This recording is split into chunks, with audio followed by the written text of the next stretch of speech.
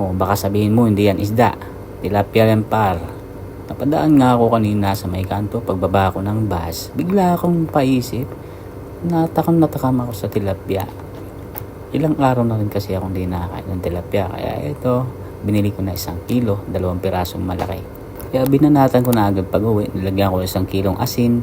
Ay, sobrang dami naman.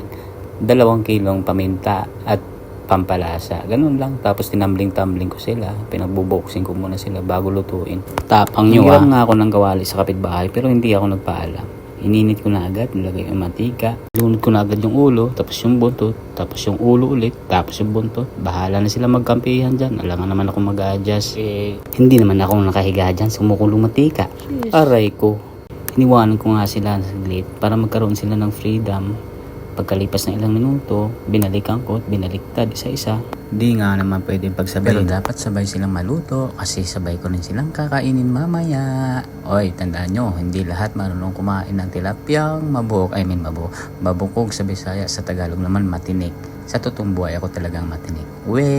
Totoo ba? Ari na nga ho, pagka ganitong itsura, maganda ka na ng plato at tatanggalin na natin sa mantika kasi paluto na nga yan. Medyo nalakasan ko nga lang yung apoy pero hindi naman nasunog. Gusto naman ng amo ko yung medyo tusta na pagkaluto. Kaya sakto lang yan.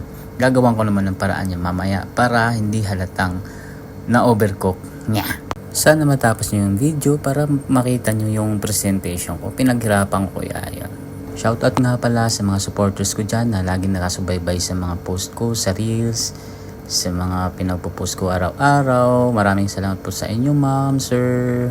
Shout out po sa inyo. Hindi ko po kayo maisa-isa lahat kasi sobrang dami nyo. Mamaya hindi ko mabanggit yung iba. Magtatampo pa. Maraming salamat po. Ayan na po yung ating presentation. May lemon, tsaka yung dahon ng sibuyas. Ginagawan ko lang ng paraan para matakpan yung pagkakamali. Ayaw!